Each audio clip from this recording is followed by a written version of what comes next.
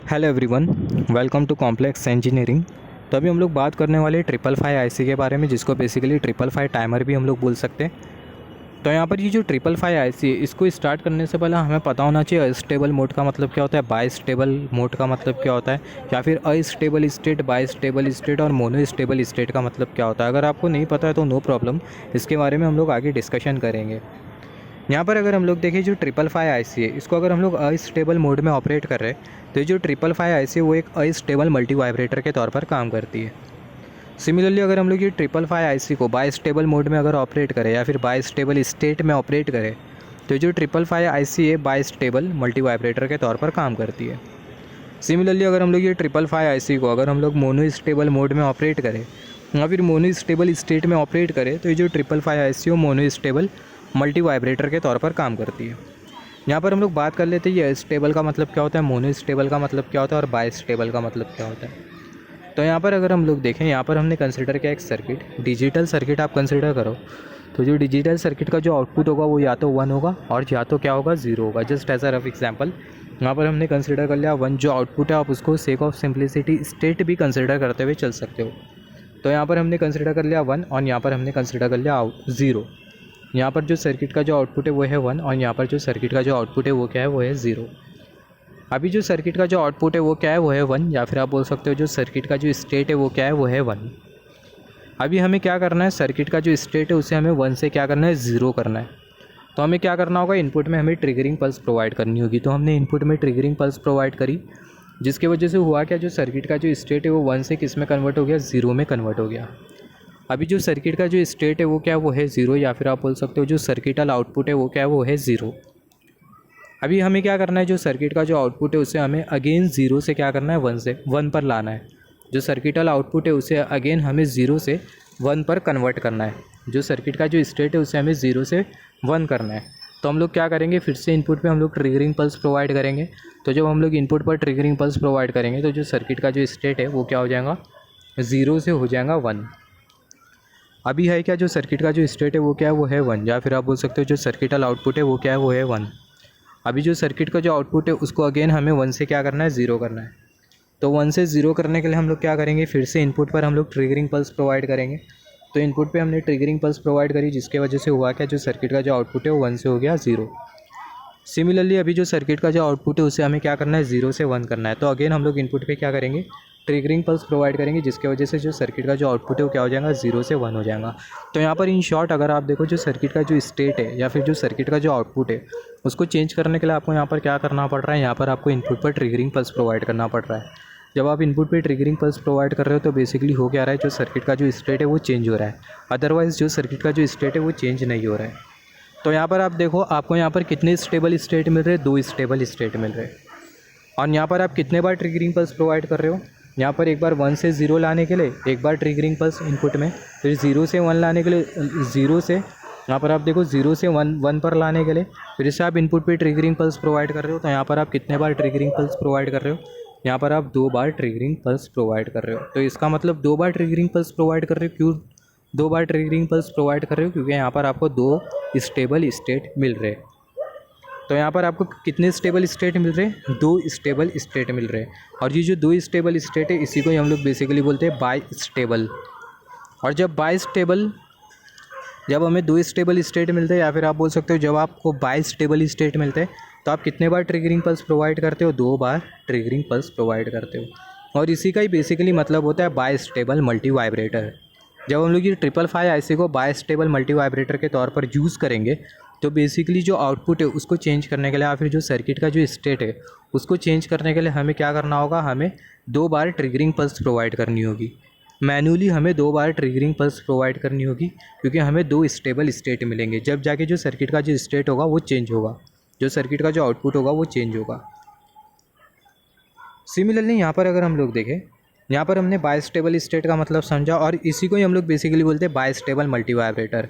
अगर 555 IC को अगर हम लोग बाई स्टेबल स्टेट में अगर हम लोग ऑपरेट करें तो जो 555 IC वो बाई स्टेबल मल्टी वाइब्रेटर के तौर पर काम करती है। सिमिलरली यहाँ पर अगर आप देखो, जो सर्किट का जो स्टेट है उसको हमने कंसिडर कर लिया 1। अभी जो सर्किट का जो स्टेट है उसे हमें क्या करना है, 1 से क्या करना है, 0 करना है। 1 से क्या करना है, 0 करना है। तो 1 से 0 करने के लिए हमें क्या करना होगा, इनपुट पर ट्रिगरिंग पल्स प्रोवाइड करनी होगी। तो हमने इनपुट पे ट्रिगरिंग पल्स प्रोवाइड किया, जिसकी वजह से जो सर्किट का जो स्टेट है वो क्या हो गया, 1 से 0 हो गया।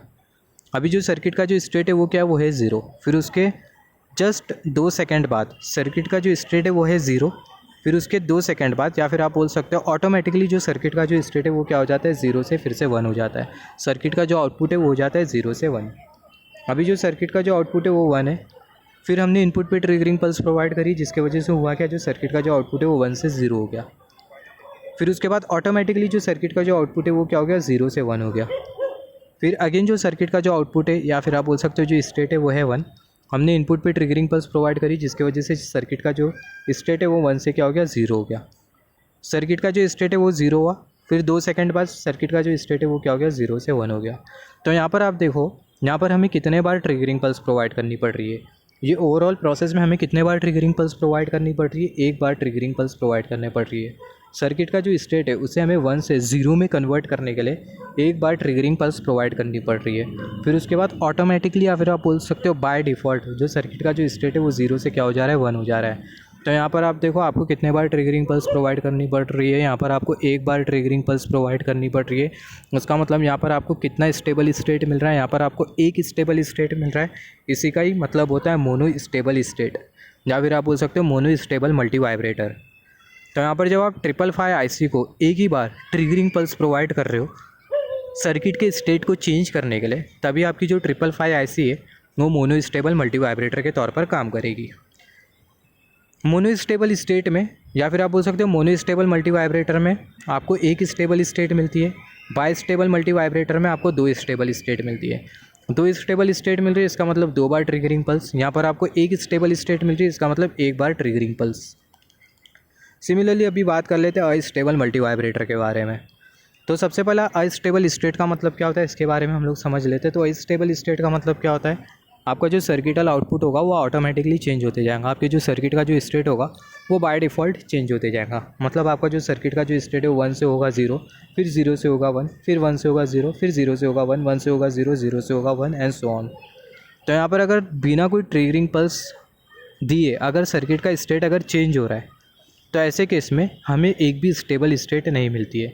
या फिर आप बोल सकते हो जब आप कोई ट्रिगरिंग पल्स प्रोवाइड नहीं कर रहे हो और सर्किट का स्टेट चेंज होते जा रहा है, तो इसका मतलब आपको कोई भी स्टेबल स्टेट नहीं मिल रही है। और इसी का ही मतलब होता है अनस्टेबल। अनस्टेबल मतलब आपको ट्रिगरिंग पल्स नहीं प्रोवाइड करनी होगी, जो सर्किट का जो आउटपुट होगा वो ऑटोमेटिकली क्या होते जाएगा, चेंज होते जाएगा। आपको स्टेबल स्टेट एक भी नहीं मिलेंगी, तो इसी का ही मतलब होता है अनस्टेबल। तो जैसे कि हमने डिस्कस किया, अनस्टेबल मल्टी वाइब्रेटर के केस में आपको कोई स्टेबल स्टेट नहीं मिलती, तो इसी का ही मतलब होता है अनस्टेबल, मोनोस्टेबल, बायस्टेबल। तो जब आप ये 555 आईसी को स्टेबल स्टेट में, जब ये 555 आईसी को जब आप ये 555 आईसी को अनस्टेबल स्टेट में ऑपरेट करोगे, तो आपकी जो 555 आईसी है वो अनस्टेबल मल्टी वाइब्रेटर के तौर पर काम करेंगी। और अभी हम लोग बात करेंगे अनस्टेबल मल्टी वाइब्रेटर के बारे में। मतलब जो 555 आईसी है उसको हम लोग एज अनस्टेबल मल्टी वाइब्रेटर के तौर पर यूज़ करेंगे। सिमिलरली यहाँ पर अगर आप देखो, ये 555 आईसी को अगर आप मोनो स्टेबल मोड, या फिर आप बोल सकते हो मोनो स्टेबल स्टेट में ऑपरेट कर रहे हो, तो ये जो 555 IC mono stable multi vibrator के तौर पर काम करेगी। सिमिलरली ये 555 आईसी को आप अगर बाय स्टेबल मोड में ऑपरेट कर रहे हो या फिर बाय स्टेबल स्टेट में ऑपरेट कर रहे हो, तो आपकी जो 555 आईसी वो बाय स्टेबल मल्टी वाइब्रेटर के तौर पर काम करेगी। तो जो 555 आईसी उसका जो स्ट्रक्चर होता है वो आपको कुछ इस तरीके से मिलेगा। इसके पिन डायग्राम के बारे में भी बात करेंगे। यहाँ पर आप देखो, ये 555 टाइमर आपको कुछ इस तरीके से लिखा मिलेगा। यहाँ पर हमने कंसिडर करा टर्मिनल्स, अलग अलग आपको टर्मिनल्स मिलेंगे। सबसे पहले आप इसका पिन स्ट्रक्चर कंसिडर करो, तो आपका जो कॉन्सेप्ट होगा आधे से ज़्यादा क्लियर हो जाएगा। तो 555 आईसी का जो पिन स्ट्रक्चर होता है वो आपको कुछ इस तरीके से मिलता है। ये हमने पिन स्ट्रक्चर कंसिडर कर लिया 555 आईसी का। यहाँ पर आपको मिलेंगी पिन नंबर 1, यहाँ पर आपको मिलेंगी पिन नंबर 2, यहाँ पर आपको मिलेंगी पिन नंबर 3, यहाँ पर आपको मिलेंगी पिन नंबर 4, यहाँ पर आपको मिलेगी पिन नंबर 5, यहाँ पर ये पिन नंबर 6, यहाँ पर ये पिन नंबर 7 और यहाँ पर ये पिन नंबर 8। तो सबसे पहले आप देखो, जो पिन नंबर 1 आपको जो दिखाई दे रही है, जो पिन नंबर 1 है ये बेसिकली होती है ग्राउंड पिन। ये जो पिन नंबर 2 पिन है ये बेसिकली होती है ट्रिगरिंग पल्स पिन। जैसे कि हमने डिस्कस किया था, जब हम लोग बायस्टेबल मोड में ऑपरेट करेंगे तो 2 बार हमें ट्रिगरिंग पल्स प्रोवाइड करनी होगी। तो ट्रिगरिंग पल्स हम लोग कौन से पिन पर प्रोवाइड करेंगे, ये पिन नंबर 2 पर। सिमिलरली यहाँ पर ये जो पिन नंबर 3 है इसको हम लोग बोलते हैं आउटपुट पिन। ये जो पिन नंबर 4 आपको जो दिखाई दे रही है इसको हम लोग बेसिकली बोलते हैं रीसेट पिन। जब भी रीसेट पिन पर सिग्नल आएगा तो होगा कि आपकी जो आईसी वो पूरी तरीके से रीसेट हो जाएंगी, आउटपुट हो जाएगा 0। तो यहाँ पर ये जो पिन कॉन्फ़िगरेशन है बहुत इंपॉर्टेंट है, यहाँ से आपको एमसीक्यू में क्वेश्चन आ सकते हैं। सिमिलरली यहाँ पर आप देखो जो पिन नंबर 5 है इसको हम लोग बेसिकली बोलते हैं कंट्रोल पिन, जो कि कंट्रोलिंग का काम करती है। पिन नंबर 6 जो है इसको हम लोग बेसिकली बोलते हैं threshold voltage pin, threshold voltage के लिए होती है। सिमिलरली पिन नंबर 7 जो पिन होती है वो होती है डिस्चार्ज पिन, बात करेंगे कैपेसिटर इसके थ्रू डिस्चार्ज होता है। यहाँ पर ये जो पिन नंबर 8 होती है इसको हम लोग बोलते हैं वीसीसी पिन, जिस पर हम लोग सप्लाई प्रोवाइड करते हैं। तो ये हमने कंसिडर कर लिया। पिन स्ट्रक्चर आपको कुछ इस तरीके से मिलेगा। सिमिलरली यहाँ पर ये जो 555 आईसी आप उसको ऐसा भी समझ सकते हो। तो यहाँ पर आप देखो, यहाँ पर हमने सब पिन कंसिडर कर लिए। यहाँ पर ये पहली वाली पिन ग्राउंड पिन, यहाँ पर ये दूसरी वाली पिन आपको दिखाई दे रही है और ये कैपेसिटर। फिर उसके बाद यहाँ पर आप देखो ये तीसरी वाली पिन जो कि होती है आउटपुट पिन, ये चौथी वाली पिन जो कि होती है रीसेट पिन। फिर उसके बाद आप देखो ये पाँचवीं वाली पिन जो कि होती है कंट्रोल पिन, 6 वाली पिन होती है 7 वाली पिन, और यहाँ पर ये 8 वाली पिन जो कि होती है वीसीसी पिन, जिस पर हम लोग क्या करते हैं सप्लाई प्रोवाइड करते हैं। यहाँ पर आप देखो, यहाँ पर ये बेसिकली आपको क्या दिखाई दे रहा है, कैपेसिटर दिखाई दे रहा है। इसकी जो रेटिंग होती है बेसिकली 0.1 माइक्रोफैराड का कैपेसिटर होता है, और ये जो कैपेसिटर होता है इसकी जो वैल्यू होती है वो होती है 0.01 माइक्रोफैराड। और यहाँ पर ये जो कैपेसिटर होता है बेसिकली क्या करता है, जो रिपल है उसको हटाने का काम करता है। यहाँ पर आप देखो ये स्ट्रक्चर को अगर आप और डेप्थ में कंसिडर करो तो यहाँ पर ये जो आपको जो आईसी जो दिखाई दे रही है 555 टाइमर आपको जो दिखाई दे रहा है, इसके अंदर की जो आपको जो सर्किटरी जो मिलेगी वो आपको कुछ इस तरीके से मिलेगी। यहाँ पर आप देखो, just wait for a second. यहाँ पर आप देखो जो डॉटेड लाइन आपको जो दिखाई दे रही है, ये जो डॉटेड लाइन आपको जो दिखाई दे रही है कर्सर की टिप, ये डॉटेड लाइन के अंदर की जो सर्किटरी है वो आपको ये 555 टाइमर के अंदर मिलेंगी। एकदम सिंपल सा है सर्किटरी का जो कॉन्सेप्ट है वो एकदम सिंपल सा है, अगर आपका फंडामेंटल क्लियर है तो। यहाँ पर अगर आप देखो, यहाँ पर बेसिकली यूज़ किए गए 2 कंपैरेटर। यहाँ पर आपको एक कंपैरेटर दिखाई दे रहा है और दूसरा जो कंपैरेटर है वो आपको यहाँ पर दिखाई दे रहा है। कंपैरेटर बेसिकली करता है क्या है, जो कंपैरेटर है वो 2 सिग्नल को कंपेयर करता है और अकॉर्डिंगली आउटपुट जनरेट करके देता है। तो यहाँ पर हमें बेसिकली दिखाई दे रहा है कंपैरेटर। फिर उसके बाद आप देखो यहाँ पर आपको क्या दिखाई दे रहा है, यहाँ पर आपको दिखाई दे रहा है SR flip flop. SR flip flop में हमने डिस्कस किया था जब एस की वैल्यू 1 होती है, कर्सर की टिप आप केयरफुली नोटिस करना पूरे प्रोसेस में। जब एस की वैल्यू 1 होती है तो इसका मतलब कौन सी कंडीशन होती है, सेट कंडीशन। जब आर की वैल्यू 1 होती है तो इसका मतलब कौन सी कंडीशन होती है, रीसेट कंडीशन। जब एस की वैल्यू भी 1 और आर की वैल्यू भी 1, आर की वैल्यू और एस की वैल्यू जब दोनों की वैल्यू 1 होती है तो ये जो कंडीशन होती है इसको हम लोग बेसिकली बोलते हैं प्रोहिबिटेड कंडीशन। और ये जो प्रोहिबिटेड कंडीशन है वो आपको बेसिकली 555 आईसी में नहीं देखने मिलती। यहाँ पर अगर आप देखो, यहाँ पर आपको क्या दिखाई दे रहा है, यहाँ पर आपको बेसिकली दिखाई दे रहा है बीजेटी। फिर उसके बाद यहाँ पर आपको दिखाई दे रहा है कैपेसिटर। यहाँ पर आप देखो ये जो कैपेसिटर है वो आपको यहाँ पर दिखाई दे रहा है। ये जो रेसिस्टेंस है वो आपको यहाँ पर दिखाई दे रहा है। ये वाला जो रेसिस्टेंस है वो हमें यहाँ पर दिखाई दे रहा है। फिर उसके बाद आप देखो जो वीसीसी आपको जो सप्लाई जो दिखाई दे रहा है उसको हमने यहाँ पर कंसिडर किया, प्लस वीसीसी सप्लाई। यहाँ पर अगर आप देखो जो आईसी है इसको हम लोग 555 आईसी क्यों बोलते हैं, क्योंकि यहाँ पर अगर आप देखो 3-5 किलो ओम के जो रेसिस्टेंसेस होते हैं वो सीरीज़ में लगे होते हैं। यहाँ पर ये 5 किलो ओम का रेसिस्टेंस, ये 5 किलो ओम का रेसिस्टेंस और यहाँ पर ये 5 किलो ओम का रेसिस्टेंस। तो ये जो तीनों जो 5 किलो ओम के जो रेसिस्टेंसेस वो कैसे लगे हुए, सीरीज़ में लगे हुए, राइट। तो यही रीज़न की वजह से जो आईसी है इसको हम लोग बेसिकली बोलते हैं 555 आईसी। यही रीज़न की वजह से इसको हम लोग बोलते हैं 555 आईसी। अभी इसका एप्लीकेशन क्या है, इसका काम क्या होता है, इसके बारे में भी हम लोग बात करेंगे। बहुत से काम है, जैसे फॉर एग्जांपल अगर आपको काउंटिंग ऑपरेशन परफॉर्म करवाना है, या फिर अगर आपको टाइमर सेट करना है, या फिर आपको डिले प्रोवाइड करना है सर्किटरी में, राइट। तो बेसिकली आप यूज़ कर सकते हो 555 आईसी को।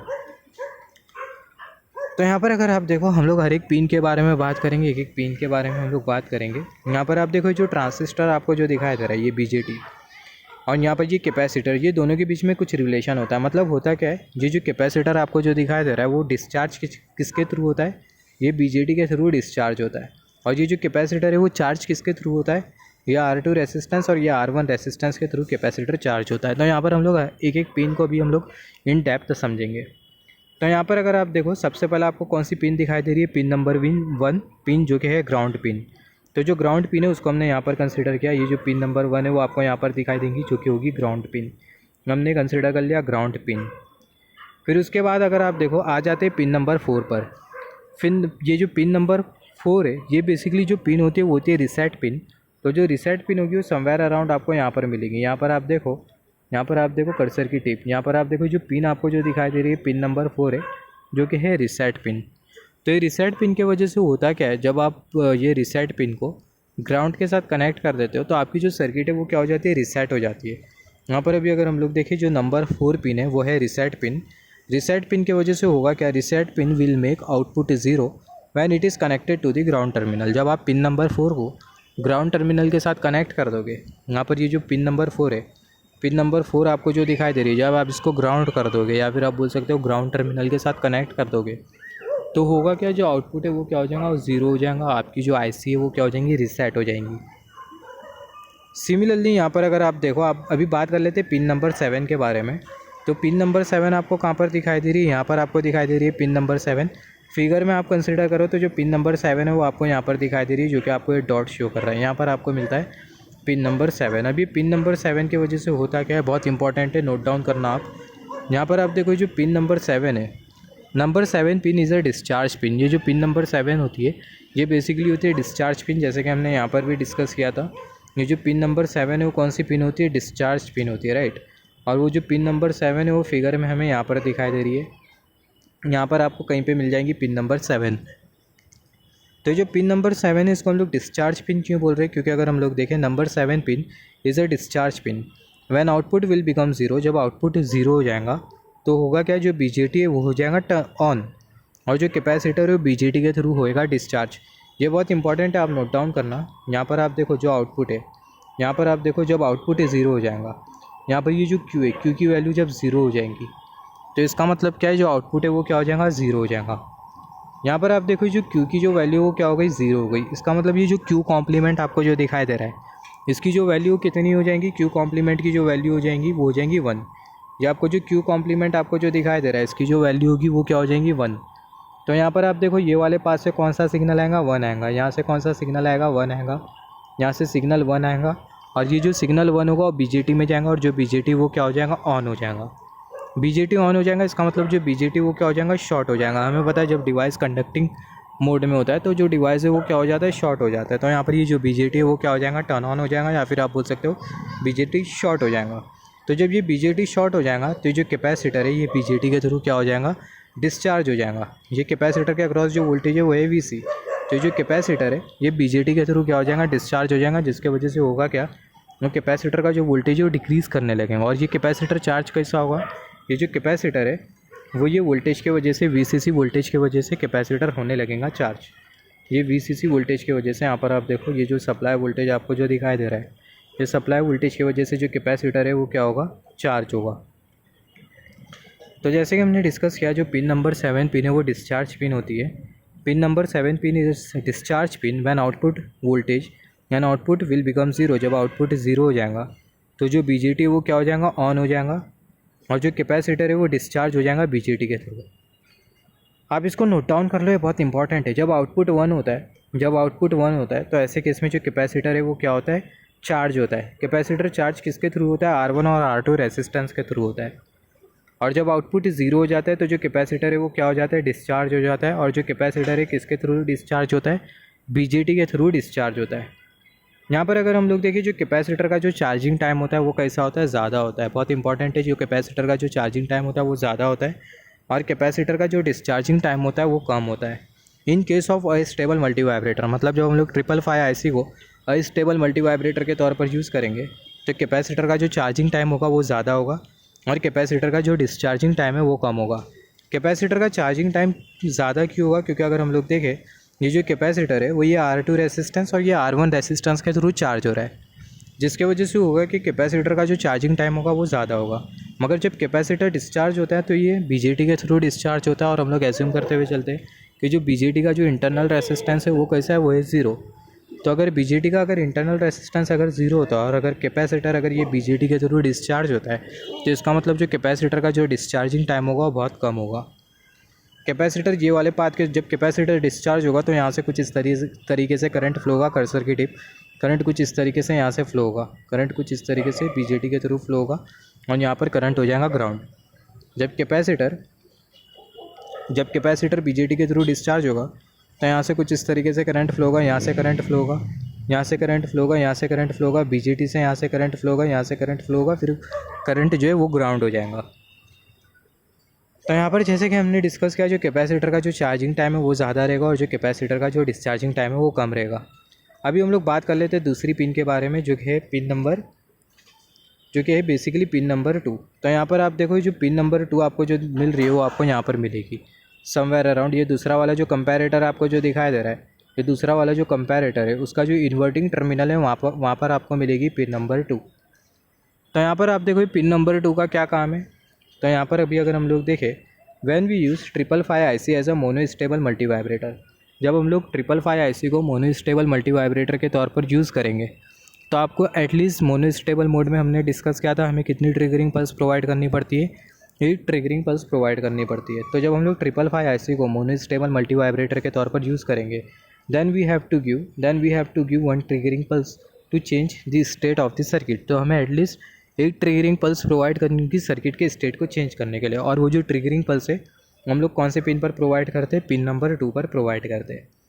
और हम लोग जो ट्रिगरिंग पल्स जो प्रोवाइड करते हैं, हमें पता है एक लो ट्रिगरिंग पल्स होती है, हाई ट्रिगरिंग पल्स होती है। तो हम लोग जो ट्रिगरिंग पल्स जो प्रोवाइड करते हैं वो होती है लो ट्रिगरिंग पल्स। तो low triggering pulse is given to the pin number 2। तो यहाँ पर आप देखो जो पिन नंबर 2 आपको जो दिखाई दे रहा है, ये पिन नंबर 2 पर हम लोग ट्रिगरिंग पल्स प्रोवाइड करेंगे जब हम लोग ये 555 IC को मोनो स्टेबल मल्टी वाइब्रेटर के तौर पर यूज़ करेंगे। और कौन सी कैसी ट्रिगरिंग पल्स होगी, लो ट्रिगरिंग पल्स होगी या फिर हाई ट्रिगरिंग पल्स होगी। जो ट्रिगरिंग पल्स होगी वो होगी लो ट्रिगरिंग पल्स। सिमिलरली यहाँ पर अगर आप देखो, यहाँ पर हमने बात की पिन नंबर 2 के बारे में, यहाँ पर हमने पिन नंबर 2 के बारे में बात करी। सिमिलरली यहाँ पर आपको बेसिकली मिलेंगी पिन नंबर 6। यहाँ पर ये जो पहला वाला जो कंपैरेटर आपको जो दिखाई दे रहा है, इसका जो इन्वर्टिंग टर्मिनल है, जो पॉजिटिव टर्मिनल होता है इसको हम लोग बोलते हैं इन्वर्टिंग टर्मिनल। तो ये इन्वर्टिंग टर्मिनल पर आपको क्या मिलेगी, ये इन्वर्टिंग टर्मिनल पर बेसिकली आपको मिलेंगी पिन नंबर 6, राइट। तो यहाँ पर ये जो पिन नंबर 6 है उसका क्या काम है, यहाँ पर जब आप ये 555 IC को बाई स्टेबल मल्टी वाइब्रेटर के तौर पर यूज़ करोगे तो आपको स्टेट को चेंज करने के लिए कितनी ट्रिगरिंग पल्स प्रोवाइड करनी होगी, 2 ट्रिगरिंग पल्स प्रोवाइड करनी होगी। एक ट्रिगरिंग पल्स आप कौन से ये टर्मिनल 2 पर प्रोवाइड करोगे, राइट, जिसके बारे में हमने थोड़े टाइम पहले डिस्कस किया। दूसरी जो ट्रिगरिंग पल्स है उसको आप कहाँ पर प्रोवाइड करोगे, जो पहला वाला जो कंपैरेटर है उसका जो नॉन इन्वर्टिंग टर्मिनल है वहाँ पर आप प्रोवाइड करोगे। तो यहाँ पर अभी अगर हम लोग देखें, when we use 555 IC as a bistable multivibrator, जब हम लोग 555 IC को बाई स्टेबल मल्टी वाइब्रेटर के तौर पर यूज़ करेंगे, then we need to give 2 triggering pulse. हमें कितनी ट्रिगरिंग पल्स देनी होगी, 2 ट्रिगरिंग पल्स देनी होगी सर्किट के स्टेट को चेंज करने के लिए, to change the state of circuit. तो एक जो ट्रिगरिंग पल्स है वो हम लोग कौन से पिन पर प्रोवाइड करेंगे, 1 triggering pulse is provided eight pin number 6। और नीचे आप देखो 1 triggering pulse is provided eight pin number 2। ये नीचे जहाँ पर ये कर्सर मूव हो रहा है, 1 triggering pulse is provided eight pin number 2 और दूसरी जो ट्रिगरिंग पल्स है उसको हम लोग प्रोवाइड करते हैं पिन नंबर 6 पर। तो अगेन मैं रिपीट कर देता हूँ, जब हम लोग ये 555 IC को बाई स्टेबल मल्टी वाइब्रेटर के तौर पर यूज़ करेंगे तो हमें कितनी ट्रिगरिंग पल्स प्रोवाइड करनी होगी, 2 ट्रिगरिंग पल्स प्रोवाइड करनी होगी। एक जो ट्रिगरिंग पल्स होगी वो हम लोग पिन नंबर 2 पर प्रोवाइड करेंगे और दूसरी जो ट्रिगरिंग पल्स होगी वो हम लोग कौन सी पिन पर प्रोवाइड करेंगे, पिन नंबर 6 पर प्रोवाइड करेंगे। और ये जो पिन नंबर 6 होती है इसको हम लोग बेसिकली बोलते हैं थ्रेशोल्ड वोल्टेज पिन। हमने डिस्कस किया ये जो पिन नंबर 6 है उसका क्या एप्लीकेशन होता है। सिमिलरली हमने आधे से ज़्यादा पिन के बारे में बात कर ली। एक लास्ट पिन है जो कि है कंट्रोल पिन। तो यहाँ पर आप देखो जो पिन नंबर 5 है इसको हम लोग बेसिकली बोलते हैं control pin. Control pin somewhere around आपको यहाँ पर मिलेंगी। ये जो पहला वाला जो कंपैरेटर है उसका जो इन्वर्टिंग टर्मिनल आपको जो दिखाई दे रहा है वहाँ पर ही आपको बेसिकली मिलेंगी कंट्रोल पिन, जो कि कंट्रोलिंग का काम करेगी, सिग्नल्स को कंट्रोल करने का काम करेगी। यहाँ पर अभी आप देखो वो जो सेम जो सर्किटरी उसको हमने यहाँ पर कंसिडर किया, सेम जो सर्किट है उसको हमने यहाँ पर कंसिडर किया। अभी हमें समझना है कि जो सर्किट है वो किस तरीके से काम करेगी। ये जो 555 टाइमर है वो किस तरीके से काम करेगा। यहाँ पर इसको हम लोग काम करवाएंगे अस्टेबल मल्टी वाइब्रेटर के तौर पर, जहाँ पर हमें कोई भी स्टेबल स्टेट नहीं मिलेंगी। जो सर्किट वाला आउटपुट होगा वो बाय डिफ़ॉल्ट चेंज होते रहेगा। तो यहाँ पर अभी अगर हम लोग देखें, यहाँ पर ये पहला वाला कंपैरेटर, यहाँ पर ये दूसरा वाला कंपैरेटर, यहाँ पर ये ट्रांजिस्टर, यहाँ पर ये SR flip flop, same circuit हमने यहाँ पर कंसिडर करी। अगर ये वाली सर्किट अगर आपको क्लियर इनफ नहीं हो रही हो, मतलब ये अगर क्लियर ना हो, ये जो सर्किट है अगर ये आपको अगर थोड़ी क्लियर नहीं दिखाई दे रही हो तो उसको आप क्लियरली यहाँ पर देख सकते हो। जो सर्किट होगी वो आपको कुछ इस तरीके से दिखेंगी, सर्किट आपको कुछ इस तरीके से दिखेगी, राइट। तो यहाँ पर अभी अगर हम लोग देखें, यहाँ पर आप देखो, यहाँ पर जैसे कि हमने डिस्कस किया था थोड़े टाइम पहले, यहाँ पर ये जो कैपेसिटर आपको जो दिखाई दे रहा है यहाँ पर ये जो कैपेसिटर जो दिखाई दे रहा है, ये कैपेसिटर चार्ज होगा किसके थ्रू, ये वीसीसी सप्लाई के थ्रू चार्ज होगा। और ये जो कैपेसिटर है, और ये जो कैपेसिटर ये ट्रांजिस्टर के थ्रू डिस्चार्ज होगा। मतलब जब ये कैपेसिटर चार्ज होगा, किसके वजह से, कैपेसिटर को चार्ज करने के लिए सप्लाई प्रोवाइड करना होगा, तो जो सप्लाई है वो हम लोग यहाँ से प्रोवाइड करेंगे प्लस वीसीसी सप्लाई। और जो कैपेसिटर है ये R1 रेसिस्टेंस और ये R2 रेसिस्टेंस के थ्रू होगा चार्ज। और कैपेसिटर डिस्चार्ज किसके थ्रू होगा, ये बीजेटी के थ्रू डिस्चार्ज होगा। One of the important point जो कि आपको नोट डाउन करना होगा। यहाँ पर अभी आप देखो, यहाँ पर अभी हम लोग मार्क कर लेते हैं वोल्टेजेस। यहाँ पर हमने 3 रेसिस्टेंस कंसिडर किया, ये वाला रेसिस्टेंस, ये वाला रेसिस्टेंस और यहाँ पर ये वाला रेसिस्टेंस। यहाँ पर आप देखो ये जो रेसिस्टेंस है इसके अक्रॉस आपको जो वोल्टेज जो मिलेगा वो कितना होगा, वो होगा VCC/3। अगर आप देखो ये जो रेसिस्टेंस है, ये रेसिस्टेंस से अगर हम लोग आगे तरफ जाए और ये पर्टिकुलर पॉइंट पर अगर आप देखें तो ये जो पर्टिकुलर पॉइंट पे भी जो पोटेंशियल होगा वो सेम होने वाला है जो कि रेसिस्टेंस के अक्रॉस था। तो यहाँ पर हमें जो पोटेंशियल जो मिलेगा वो हमें कितना मिलेगा, VCC/3। कितना मिलेगा, VCC/3। सिंपल वर्ड में अगर मैं आप लोगों को बोलूँ, ये जो रेसिस्टेंस है इसके अक्रॉस हमें जो पोटेंशियल जो मिलेगा, ये रेसिस्टेंस के अक्रॉस जो पोटेंशियल ड्रॉप जो मिलेगा वो होगा VCC/3। तो जो पोटेंशियल ड्रॉप है उसको हमने यहाँ पर कंसिडर कर लिया है पर्टिकुलर पॉइंट पर जो कि है VCC/3। यहाँ से हमें एक पोटेंशियल ड्रॉप मिला VCC/3। ये भी एक रेसिस्टेंस है, इसके थ्रू भी आपको एक पोटेंशियल ड्रॉप मिलेगा जो कि होगा VCC/3। तो ये रेसिस्टेंस के अक्रॉस पोटेंशियल ड्रॉप और ये रेसिस्टेंस के अक्रॉस पोटेंशियल ड्रॉप, दोनों को अगर हम लोग ऐड कर दें तो आपको क्या मिल जाएगा, 2 VCC/3। तो जो 2 VCC/3 उसको हमने यहाँ पर कंसिडर कर लिया है पर्टिकुलर पॉइंट पर 2 VCC/3, क्योंकि आप देखो ये पूरे लाइन पर जो पोटेंशियल होगा वो सेम होगा। तो यहाँ पर हमने कंसिडर कर लिया 2 VCC/3। क्यों सेम होगा, क्योंकि आप देखो ये जो ओप एम्प है, ये कौन सा ऑपरेशनल एम्पलीफायर है, आइडियल ऑपरेशनल एम्पलीफायर है। आइडियल ओप एम्प में होता है कि जो इनपुट रेसिस्टेंस होता है वो इनफाइनाइट होता है। इसका मतलब ये वाला टर्मिनल, ये टर्मिनल के थ्रू जो करंट फ्लो होता है इन्वर्टिंग नॉन इन्वर्टिंग टर्मिनल के थ्रू नहीं होता करंट फ्लो। इसके बारे में हमने ऑलरेडी डिस्कशन किया है in case of operational amplifier. तो ये रीज़न की वजह से यहाँ पर हमने जो पोटेंशियल जो कंसिडर किया है वो है 2 VCC/3। अगर आपको एकदम सिंपल वर्ड में समझना है तो यहाँ पर ये पहला कंपैरेटर और यहाँ पर ये दूसरा कंपैरेटर। ये जो दूसरा वाला जो कंपैरेटर इसके इन्वर्टिंग टर्मिनल पर आपको जो पोटेंशियल जो मिलेगा वो होगा VCC/3 और नॉन इन्वर्टिंग टर्मिनल पर जो पोटेंशियल होगा वो होगा VC। ये VC कौन सा पोटेंशियल है, कैपेसिटर का पोटेंशियल VC। तो यहाँ से हमें कौन सा पोटेंशियल मिलेगा, VC। और सिमिलरली जो कैपेसिटर का जो वोल्टेज है VC यहाँ से जाएगा। और सिमिलरली यहाँ पर भी हमें जो पोटेंशियल जो मिलेगा वो हमें क्या होगा, वो हमें मिलेगा बेसिकली VC। तो यहाँ पर आप देखो, यहाँ पर भी आपको VC पोटेंशियल मिल रहा है और यहाँ पर भी आपको क्या मिल रहा है, VC पोटेंशियल मिल रहा है। और यहाँ पर आपको जो पोटेंशियल जो मिल रहा है वो मिल रहा है VCC/3 और यहाँ पर आपको जो पोटेंशियल जो मिल रहा है वो आपको मिल रहा है 2 VCC/3। यहाँ पर अगर आप देखो, आपको पता होना चाहिए, यहाँ पर अभी अगर हम लोग देखें, यहाँ कंसिडर कर लेते हैं ये पहला वाला कंपैरेटर। ये पहले वाले कंपैरेटर को हम लोग एज्यूम कर लेते हैं। ये पहले वाले कंपैरेटर के केस में जब VC की वैल्यू ग्रेटर होगी 2 VCC/3 के कंपैरिजन में, तो जो R की जो वैल्यू होगी वो कितनी होगी, वो होगी 1। यहाँ पर आप देखो जो VC की जो वैल्यू है वो ग्रेटर है, इसका मतलब जो इन्वर्टिंग टर्मिनल पर जो सिग्नल जो अपीयर कर रहा है उसकी जो वैल्यू है वो है हाई है। तो यहाँ पर ये जो कंपैरेटर का जो आउटपुट होगा वो भी क्या होगा, वो हाई होगा। हाई मतलब क्या, 1। तो इसका मतलब जो R की जो वैल्यू है वो क्या होगी, वो होगी 1। तो यहाँ पर अगर हम लोग देखें R की जो वैल्यू है वो होगी 1। सिमिलरली इसका इन्वर्स कंसिडर करें, अगर VC की वैल्यू अगर 2 VCC/3 के कंपैरिजन में कम होती है तो जो R की जो वैल्यू होगी वो होगी 0। यहाँ पर सिमिलरली दूसरा वाला कंपैरेटर कंसिडर कर लेते हैं, कंपैरेटर 2। ये दूसरा वाला कंपैरेटर अगर हम लोग कंसिडर करें तो ये दूसरे वाले कंपैरेटर में जो VC की वैल्यू ये VCC/3 के कंपैरिजन में ज़्यादा होगी। यहाँ पर ये जो कंपैरेटर है इसके इन्वर्टिंग टर्मिनल पर जो सिग्नल है वो है VC और नॉन इन्वर्टिंग टर्मिनल पर जो सिग्नल है वो है VCC/3। तो इन्वर्टिंग टर्मिनल पर जो सिग्नल है VC, इसकी वैल्यू अगर ज़्यादा होती है VCC/3 के कंपैरिजन में, तो इसका मतलब क्या है, जो नेगेटिव टर्मिनल पर जो सिग्नल जो अपीयर कर रहा है उसकी जो वैल्यू है वो हाई है। इसका मतलब जो आउटपुट होगा वो आपको क्या मिलेगा, नेगेटिव मतलब क्या, 0। तो इसका मतलब S की वैल्यू क्या होने वाली है, 0 होने वाली है। तो S की जो वैल्यू वो आपको क्या मिली, 0 मिली। सिमिलरली जब VC की वैल्यू VCC/3 के कंपैरिजन में कम होगी, यहाँ पर ये जो VC की जो वैल्यू है जो कि इन्वर्टिंग टर्मिनल पर सिग्नल अपीयर कर रहा है वो है, तो ये VC की वैल्यू अगर कम होती है, इसके बारे में हमने डिस्कस किया था कंपैरेटर में। अगर कंपैरेटर का कॉन्सेप्ट अगर क्लियर नहीं है तो ये आपको बिल्कुल भी नहीं समझेगा। तो अगर ये VC की वैल्यू अगर लेसर होती है और ये VCC/3 की वैल्यू अगर ग्रेटर होती है, इन्वर्टिंग टर्मिनल पर जो सिग्नल जो अपीयर कर रहा है उसकी वैल्यू अगर हाई होती है, तो ऐसे केस में जो आउटपुट होगा वो आपको क्या मिलेगा, हाई मिलेगा। तो यहाँ पर अगर आप देखो जो VC की जो वैल्यू वो लेस है और VCC/3 की जो वैल्यू वो ग्रेटर है, VCC/3 की जो वैल्यू है वो ग्रेटर है। इसका मतलब नॉन इन्वर्टिंग टर्मिनल पर जो सिग्नल जो अपीयर कर रहा है उसकी जो वैल्यू वो ग्रेटर है। इसका मतलब जो आउटपुट है वो आपको कैसा मिलेगा पॉजिटिव मिलेगा। हमने डिस्कस किया था कंपैरेटर में, पॉजिटिव टर्मिनल पर जो सिग्नल जो अपीयर करता है उसकी वैल्यू अगर हाई होती है तो जो आउटपुट होगा वो आपको कैसा मिलेगा, पॉजिटिव मिलेगा। आउटपुट पॉजिटिव मिलेगा। इसका मतलब क्या है कि जो आउटपुट की जो वैल्यू होगी वो होगी +1। इसका मतलब एस की जो वैल्यू होगी वो होगी +1। तो यहाँ पर आप देखो जो एस की जो वैल्यू आपको जो मिल रही है वो आपको मिल रही है +1।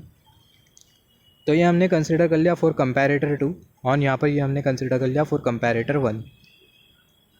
सिमिलरली यहाँ पर आप देखो जैसे कि हमने डिस्कस किया था, यहाँ पर आप देखो जब एस की वैल्यू 0 होती है और आर की वैल्यू 0 होती है, यहाँ पर आपको कौन सा फ्लिप फ्लॉप दिखाई दे रहा है, यहाँ पर आपको दिखाई दे रहा है SR फ्लिप फ्लॉप। तो SR फ्लिप फ्लॉप के बारे में आपको इन्फॉर्मेशन होना चाहिए। जब एस की वैल्यू 0 होती है और आर की वैल्यू भी 0 होती है तो जो कंडीशन होती है उसको हम लोग बेसिकली बोलते हैं होल्ड कंडीशन। होल्ड कंडीशन में होता क्या है, जो कैपेसिटर जो VC की जो वैल्यू होगी वो VCC/3 के कंपैरिजन में ज़्यादा होगी और 2 VCC/3 के कंपैरिजन में कम होगी। ये बहुत इंपॉर्टेंट है, आप इसको नोट डाउन कर लो। जब एस की वैल्यू 0 होती है और आर की वैल्यू भी 0 होती है तो जो कंडीशन होती है उसको हम लोग बोलते हैं होल्ड कंडीशन।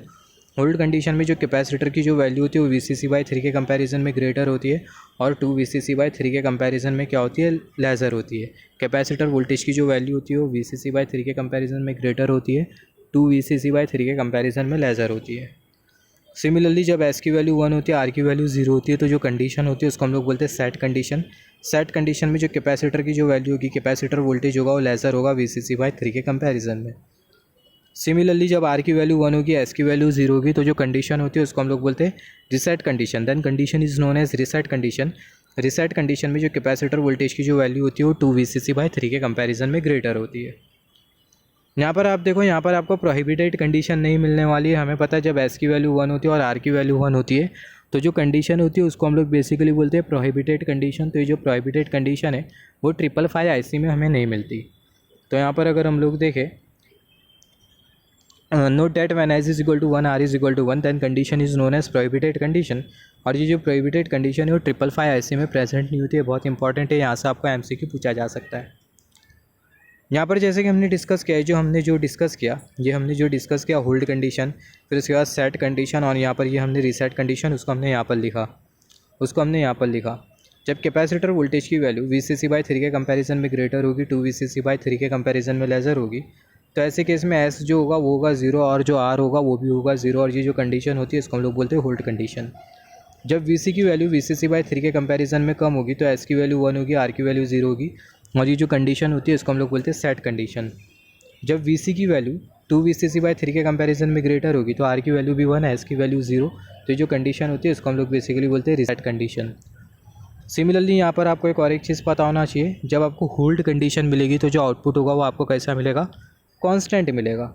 सिमिलरली जब सेट कंडीशन होगी तो जो आउटपुट है वो आपको मिलेगा 1 और जब रीसेट कंडीशन होगी तो आउटपुट आपको मिलेगा 0। यहाँ पर अगर हम लोग देखें, यहाँ पर अगर हम अब देखो आपको जो आउटपुट है वो आपको कुछ इस तरीके से मिलेगा। यहाँ पर आप देखो जो आउटपुट है वो 0, यहाँ पर जो आउटपुट है वो 1, यहाँ पर 0 और यहाँ पर 1। जब भी आपको पल्स मिलेंगी तो जो आउटपुट है वो आपको कैसा मिलेगा, 1 मिलेगा। और जब आपको आउटपुट 1 मिलेगा इसका मतलब कौन सी कंडीशन है, सेट कंडीशन। जब आउटपुट 1 मिलेगा सेट कंडीशन, जब आउटपुट 0 मिलेगा रिसेट कंडीशन, जब आउटपुट कांस्टेंट होगा तो ऐसे केस में कौन सी कंडीशन होगी, होल्ड कंडीशन होगी। तो यहाँ पर अगर आप देखो, यहाँ पर हम लोग कंसिडर कर लेते हैं वेव फॉर्म। यहाँ पर वेव फॉर्म की हेल्प से हम लोग सर्किट का वर्किंग प्रिंसिपल समझते हैं। यहाँ पर ये जो वेव फॉर्म है वो आपको इंडिकेट कर रही है कैपेसिटर वोल्टेज और यहाँ पर ये जो वेव फॉर्म है वो आपको बेसिकली इंडिकेट कर रही है आउटपुट वोल्टेज। यहाँ पर आप देखो ये जो डॉटेड लाइन आपको जो दिखाई दे रही है, यहाँ पर ये जो डॉटेड लाइन आपको जो दिखाई दे रही है वो आपको इंडिकेट कर रही है VCC/3 वोल्टेज।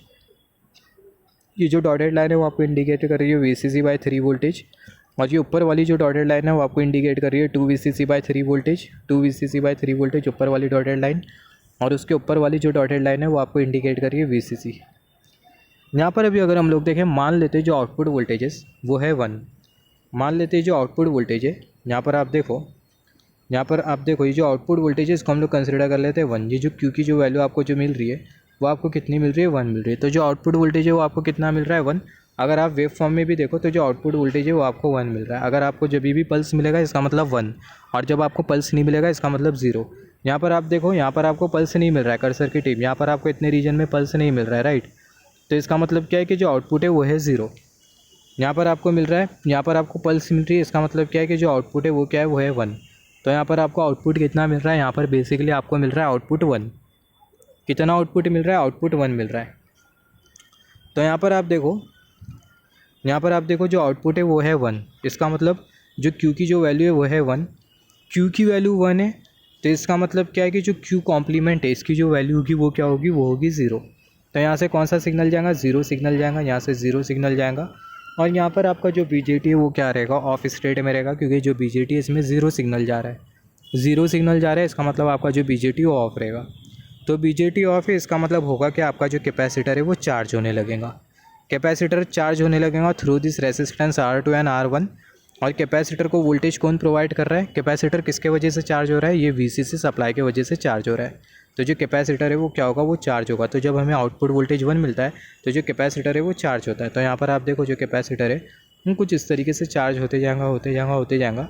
ये पर्टिकुलर पॉइंट पर जो कि आपको कर्सर की टिप शो करी है, पर्टिकुलर पॉइंट पर जो कैपेसिटर का जो वोल्टेज है किसके बराबर में हो जाएगा, VCC/3 के बराबर में हो जाएगा।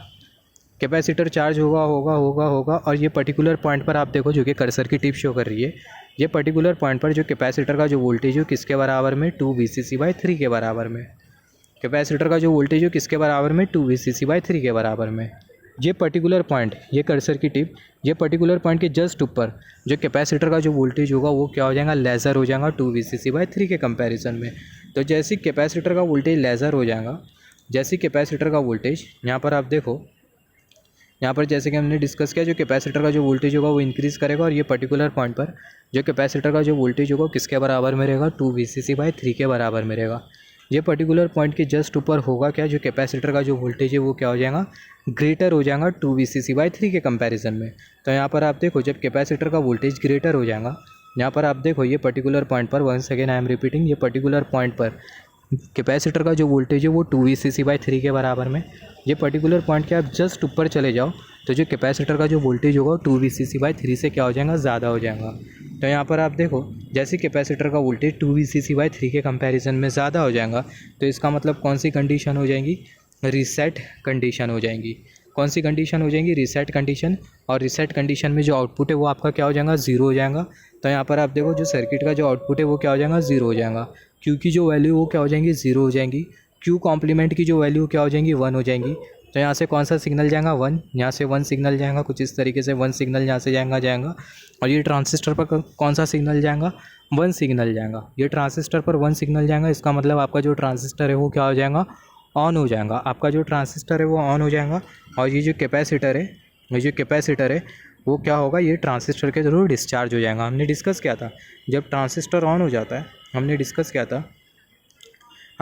किया था जब आउटपुट हमें 0 मिलता है तो जो कैपेसिटर है वो ट्रांजिस्टर के थ्रू या फिर आप बोल सकते हो BJT के थ्रू डिस्चार्ज होने लगता है। और हमने वही डिस्कस किया, हमें रीसेट कंडीशन मिली, Q की जो वैल्यू हमें 0 मिली, Q कॉम्प्लीमेंट हमें मिला 1, और जो ट्रांजिस्टर है वो क्या हो गया, ऑन हो गया। और ये जो कैपेसिटर है ये ट्रांजिस्टर के थ्रू क्या हो गया, डिस्चार्ज हो गया। तो यहाँ पर आप देखो जो कैपेसिटर है वो डिस्चार्ज होने लगेगा। तो यहाँ पर आप देखो जो कैपेसिटर है वो डिस्चार्ज होने लगेगा। कैपेसिटर कुछ इस तरीके से डिस्चार्ज होने लगेगा, कर्सर की टिप, कैपेसिटर कुछ इस तरीके से डिस्चार्ज होने लगेगा। और जैसे ही रीसेट कंडीशन लगेंगी तो होगा क्या, आपका जो आउटपुट है वो 0 हो जाएगा। जैसे कि हमने डिस्कस किया रीसेट कंडीशन में आउटपुट 0 हो जाता है। और हमने ये डिस्कस किया था ये पर्टिकुलर पॉइंट के बाद, ये पर्टिकुलर पॉइंट जो कि आपको कर्सर की टिप शो कर रही है, पर्टिकुलर पॉइंट के जस्ट बाद जो कैपेसिटर का जो वोल्टेज है वो इंक्रीज़ कर जाता है 2 VCC/3 से, और हमें रीसेट कंडीशन मिल जाती है। इसका मतलब ये पर्टिकुलर पॉइंट के जस्ट बाद जो आउटपुट है वो क्या हो जाएगा, 0 हो जाएगा। तो आप देख सकते हो जो आउटपुट है वो क्या हो गया, वो 0 हो गया। आउटपुट कब तक के 0 रहेगा, जब तक के जो कैपेसिटर है वो डिस्चार्ज होगा। तो यहाँ पर आप देखो जो कैपेसिटर है यहाँ से यहाँ तक के डिस्चार्ज हो रहा है, तो तब तक के आपको जो आउटपुट जो मिलेगा वो आपको मिलेगा 0। आप ऐसा भी समझ सकते हो यहाँ से यहाँ तक के, ये पर्टिकुलर पॉइंट से पर्टिकुलर पॉइंट के बीच में आपको कौन सी कंडीशन मिलेंगी, होल्ड कंडीशन। और वो होल्ड कंडीशन में जो आउटपुट होगा वो कांस्टेंट रहेगा, और जो आउटपुट है वो कितना था, 0 था। तो जो 0 जो आउटपुट होगा वो कांस्टेंट रहेगा। तो यहाँ पर आप देखो वो 0 आउटपुट है वो पूरी तरीके से कांस्टेंट है। फिर उसके बाद आप देखो ये पर्टिकुलर पॉइंट पर, ये पर्टिकुलर पॉइंट जो कि आपको कर्सर की टिप शो कर रही है, ये पर्टिकुलर पॉइंट पर हो क्या रहा है, जो कैपेसिटर का जो वोल्टेज है किसके बराबर में, VCC/3 के बराबर में। कर्सर की टिप को आप केयरफुली नोटिस करना, जो कैपेसिटर का जो वोल्टेज है किसके बराबर में, VCC/3 के बराबर में। ये पर्टिकुलर पॉइंट के जस्ट बाद जो कैपेसिटर का जो वोल्टेज है वो VCC/3 के कंपैरिजन में क्या हो जाएगा, कम हो जाएगा। जैसे ही कैपेसिटर का वोल्टेज VCC/3 के कंपैरिजन में कम हो जाएगा तो कौन सी कंडीशन हो जाएगी, सेट कंडीशन। सेट कंडीशन में आउटपुट क्या हो जाएगा, 1 हो जाएगा। तो आप देखो ये पर्टिकुलर पॉइंट के जस्ट बाद कौन सी कंडीशन आपको मिल जाएगी, सेट कंडीशन। तो सेट कंडीशन में आपका जो आउटपुट है वो क्या हो जाएगा, 1 हो जाएगा। आपका जो आउटपुट है वो क्या हो जाएगा, 1 हो जाएगा। आपका जो आउटपुट है वो लो से क्या हो जाएगा, हाई हो जाएगा। कर्सर की टिप, आपका जो आउटपुट है वो लो से क्या हो गया, हाई हो गया। तो यहाँ पर आप देखो आपका जो आउटपुट है वो क्या हो गया, वो हो गया 1। तो जो Q की जो वैल्यू वो क्या हो गई, 1 हो गई। और ये जो Q कॉम्प्लीमेंट की जो वैल्यू वो क्या हो गई, 0 हो गई। तो यहाँ पर आप देखो यहाँ से कौन सा सिग्नल आएगा, 0 सिग्नल आएगा। यहाँ से 0 सिग्नल आएगा। BJT पे जाएगा 0, BJT पे 0 जाएगा। इसका मतलब जो BJT वो ऑफ हो जाएगा। BJT ऑफ हो जाएगा इसका मतलब जो कैपेसिटर है वो अगेन चार्ज होने लगेगा through this resistance R2 and R1। तो यहाँ पर आप देखो आपका जो कैपेसिटर है वो अगेन चार्ज होने लगेगा through the resistance R1 and R2। तो यहाँ पर आप देखो कैपेसिटर अगेन चार्ज होने लगेगा। और जब तक के कैपेसिटर चार्ज होगा तो तब तक के आपका जो आउटपुट वोल्टेज होगा वो आपको कैसा मिलेगा, कांस्टेंट मिलेगा। आउटपुट वोल्टेज आपको क्यों मिलेगा, क्योंकि जब कैपेसिटर चार्ज होता है और डिस्चार्ज होता है तो उस केस में आपको जो कंडीशन जो मिलती है वो आपको होल्ड कंडीशन मिलती है। तो आप देखो यहाँ से यहाँ तक ये पर्टिकुलर पॉइंट से पर्टिकुलर पॉइंट के बीच में आपको मिल रही थी होल्ड कंडीशन। और ये होल्ड कंडीशन में जो आउटपुट होता है वो कांस्टेंट होता है। लोग देख सकते हैं आउटपुट कांस्टेंट है। फिर अगेन जब कैपेसिटर डिस्चार्ज होता है पर्टिकुलर पॉइंट से पर्टिकुलर पॉइंट के बीच में कैपेसिटर डिस्चार्ज हो रहा है तो आपको होल्ड कंडीशन मिलेंगी। तो आपका जो आउटपुट होगा वो 0 में कांस्टेंट रहेगा। यहाँ पर आप देखो आपका जो आउटपुट है वो 0 में कांस्टेंट है।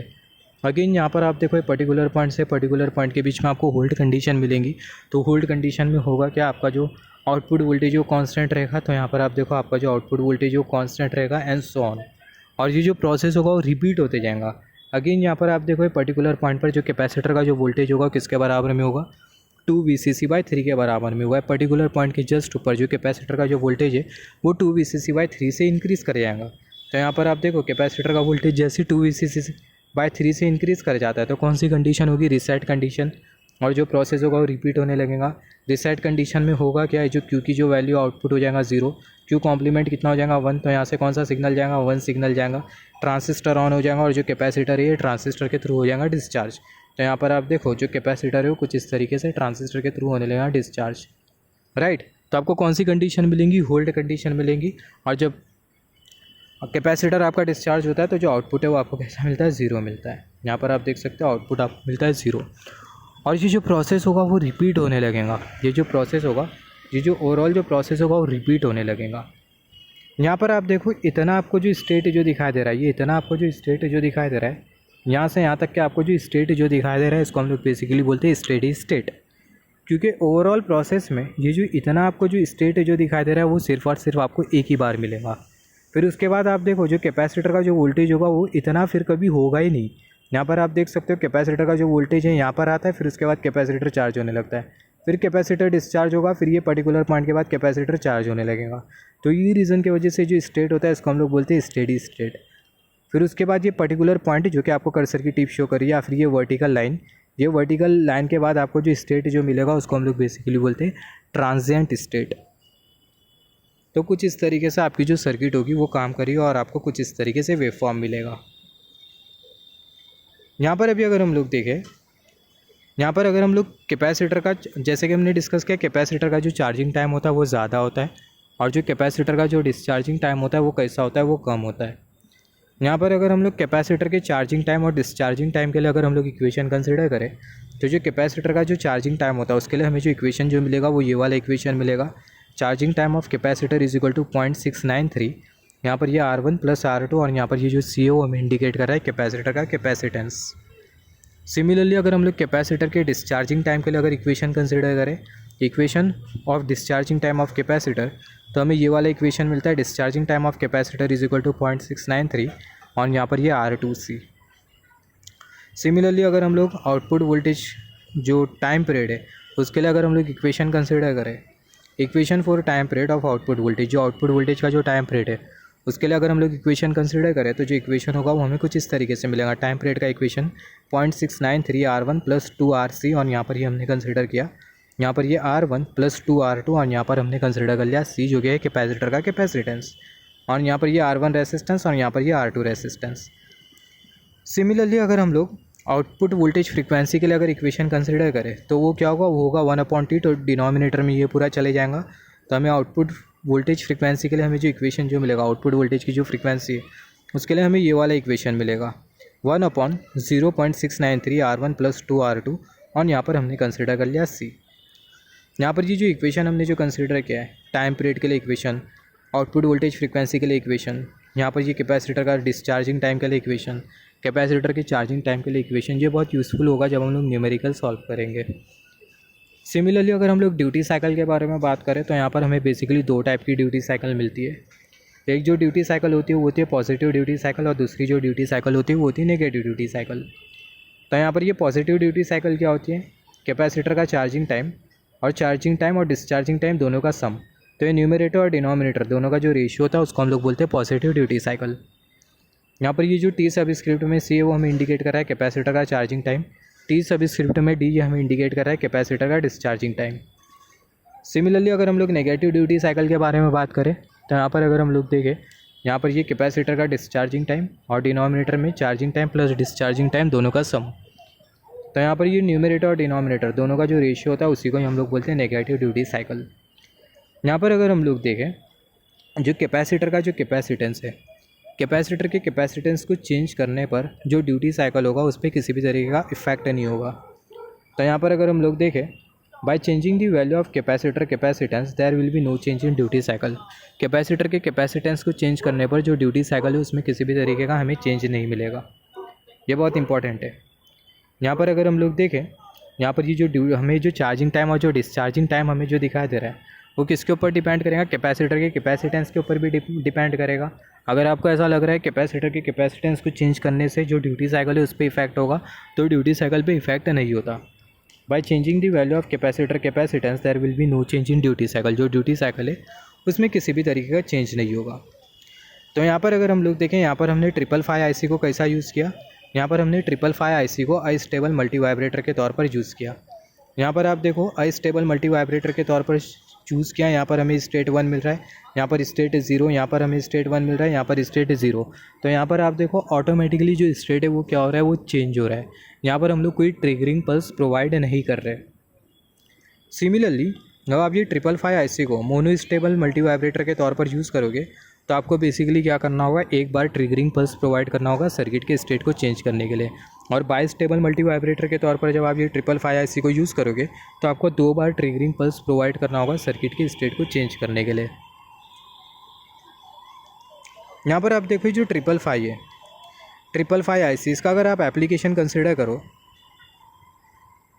तो जैसे कि हमने डिस्कस किया था, ये भी बहुत इंपॉर्टेंट पॉइंट है, कैपेसिटर के कैपेसिटेंस को चेंज करने पर जो ड्यूटी साइकिल है उसमें किसी भी तरीके का चेंज नहीं होता। यहाँ पर अगर हम लोग देखें, जैसे कि हमने डिस्कस किया था स्टेबल अनस्टेबल स्टेट के बारे में, फिर उसके बाद बाई स्टेबल स्टेट भी हमने पढ़ा था। बाई स्टेबल स्टेट में 2 बार ट्रिगरिंग पल्स, फिर उसके बाद अनस्टेबल स्टेट में no triggering pulse, monostable state में 1 बार ट्रिगरिंग पल्स। स्टेट या फिर आप बोल सकते हैं आउटपुट या फिर state which are getting due to triggering pulse. Triggering pulse की वजह से आपको जो स्टेट मिलेगी, तो जो स्टेट होती है उसको हम लोग बेसिकली बोलते हैं क्वाशी स्टेबल स्टेट। कौन सी स्टेट बोलते हैं, क्वाशी स्टेबल स्टेट। यहाँ पर आप देखो क्वाशी स्टेबल स्टेट मतलब ट्रिगरिंग पल्स प्रोवाइड करने के बाद आपको जो स्टेट मिल रही है, या फिर ट्रिगरिंग पल्स प्रोवाइड करने पर आपको जो स्टेट मिल रही है या तो 1 या तो 0, तो जो स्टेट होती है उसको हम लोग बेसिकली बोलते हैं क्वाशी या फिर आप बोल सकते हैं quasi stable state, quasi stable state, या फिर आप बोल सकते हो quasi stable state. Not quasi, that is quasi stable state. Similarly यहाँ पर आप देखो state due to no triggering pulse, कोई ट्रिगरिंग पल्स प्रोवाइड नहीं करने पर आपको जो स्टेट जो मिल रही थी, वो जो स्टेट होती है उसको हम लोग बेसिकली बोलते हैं स्टेबल स्टेट। तो ट्रिगरिंग पल्स प्रोवाइड करने पर आपको जो स्टेट जो मिल रही है उसको हम लोग बोलते हैं क्वासी स्टेबल स्टेट, और ट्रिगरिंग पल्स नहीं प्रोवाइड करने पर आपको जो स्टेट जो मिलती है उसको बेसिकली आप बोलते हो स्टेबल स्टेट। तो यहाँ पर आप देखो, अगर आप by stable multi vibrator consider करो तो उसमें आपको 2 बार ट्रिगरिंग पल्स प्रोवाइड करनी पड़ती है। इसका मतलब आपको 2 क्वासी स्टेट मिलेगी। मोनो स्टेबल मल्टी वाइब्रेटर में 1 बार आपको ट्रिगरिंग पल्स प्रोवाइड करनी पड़ रही है, इसका मतलब आपको 1 क्वासी स्टेट मिलेगी। सिमिलरली अनस्टेबल मल्टी वाइब्रेटर में आपको कोई क्वासी स्टेट नहीं मिलेगी क्योंकि आप ट्रिगरिंग पल्स प्रोवाइड नहीं कर रहे हो। यहाँ पर आप देखो, अगर आप एप्लीकेशन कंसिडर करो 555 IC का, तो 555 IC के बहुत सारे एप्लीकेशन होते हैं। जैसे फॉर एग्जांपल अगर हम लोग देखें, अगर आपको काउंटिंग ऑपरेशन अगर सर्किट में करवाना हो, अगर आपको सर्किट में अगर डिले ऑपरेशन करवाना हो, अगर आपको स्क्वायर वेव आउटपुट अगर जनरेट करवाना हो, जैसे कि हमने डिस्कस किया था, जो हमें जो वेव फॉर्म जो मिलता है आउटपुट वोल्टेज वेव फॉर्म हमें स्क्वायर वेव के फॉर्म में मिलता है। तो अगर आपको स्क्वायर वेव आउटपुट अगर आपको जनरेट करवाना हो, स्क्वायर वेव आउटपुट जनरेट कराना हो, या फिर टाइमर सर्किट आपको अगर कहीं लगाना हो, तो वहाँ पर आप क्या यूज़ कर सकते हो, आप यूज़ कर सकते हो 555 आईसी। तो counting operation, delay operation, square wave output, timer operation, ये सारे के सारे ऑपरेशन परफॉर्म कर सकते हो 555 आईसी।